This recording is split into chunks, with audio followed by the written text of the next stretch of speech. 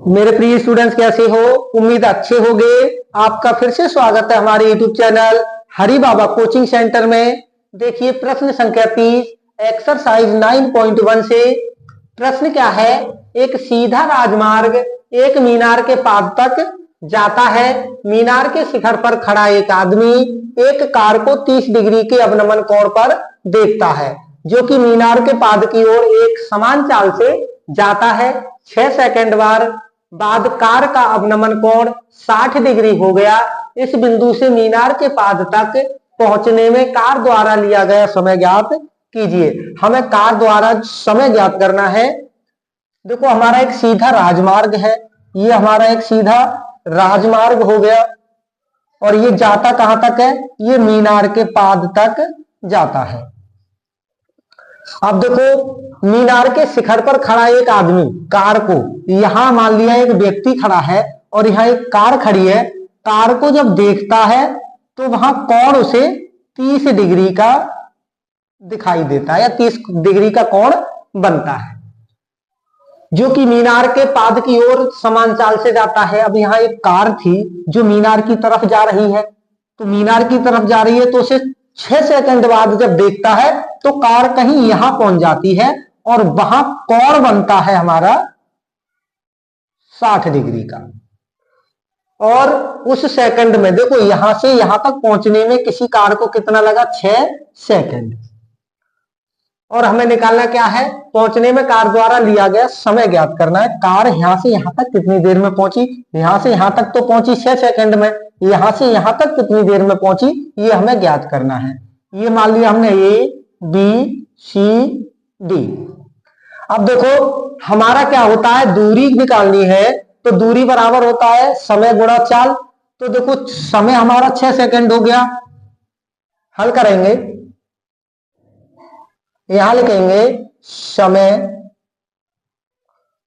Car द्वारा लिया गया।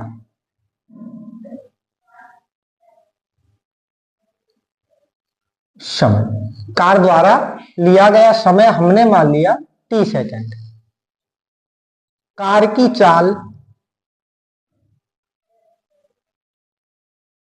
चाल मान ली हमने b।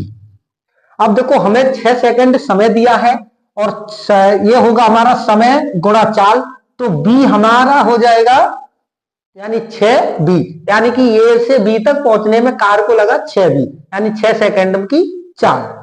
और देखो यहां कुछ नहीं, यहां से यहां तक पहुंचेगी तो ये हो जाएगा चाल गुणा में समय। और हमने मीनार की ऊंचाई मान ली h मीटर, क्योंकि हमारा क्या होता है, दूरी बराबर होता है चाल गुणा समय।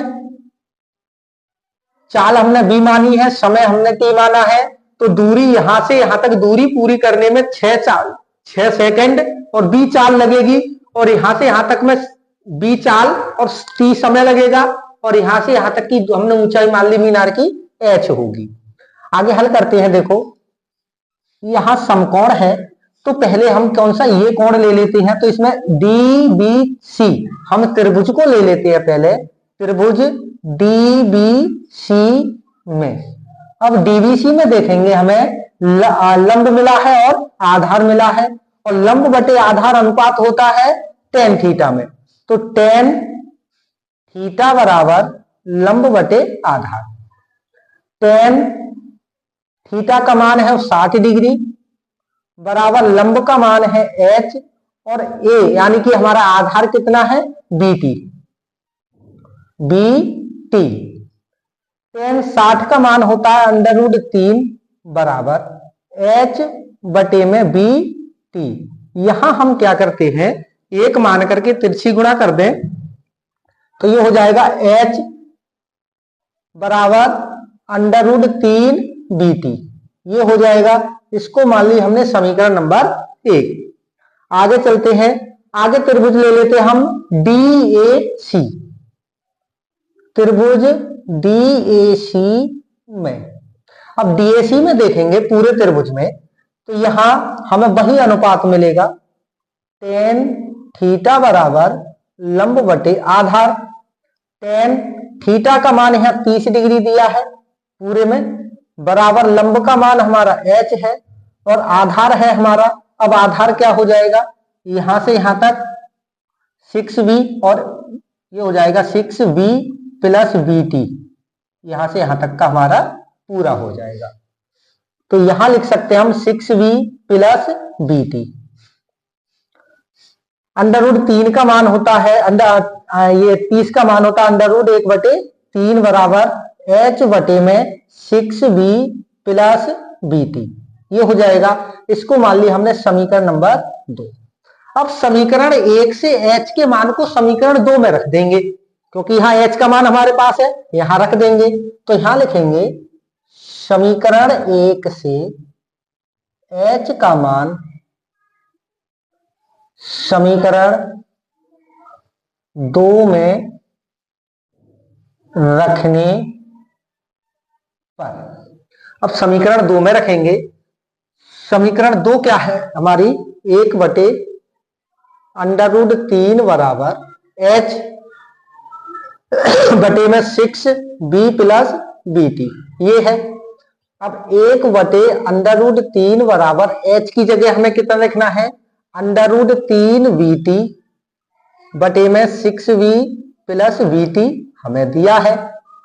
इनकी अब तिरछी गुणा कर देंगे तो ये हो जाएगा हमारा √3 की गुणा √3 में करेंगे तो 3 और bt का bt और 1 की 6b में करेंगे तो 6b प्लस bt। अब देखिए 3bt, यहां से प्लस का bt उधर पहुंचा दे तो माइनस का bt हो जाएगा, बराबर में बचेगा हमारे पास 6b। 3bt में से एक bt घटाएंगे तो ये बचेगा 2bt बराबर 6b।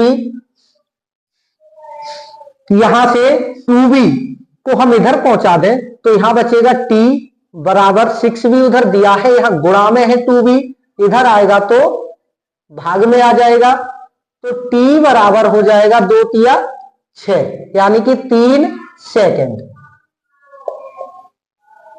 तो हमें हमारी कार को B से C तक पहुंचने में 3 सेकेंड का समय लगेगा। अतः कार को 3 सेकेंड का समय लगेगा। यही हो जाएगा हमारा आंसर। धन्यवाद।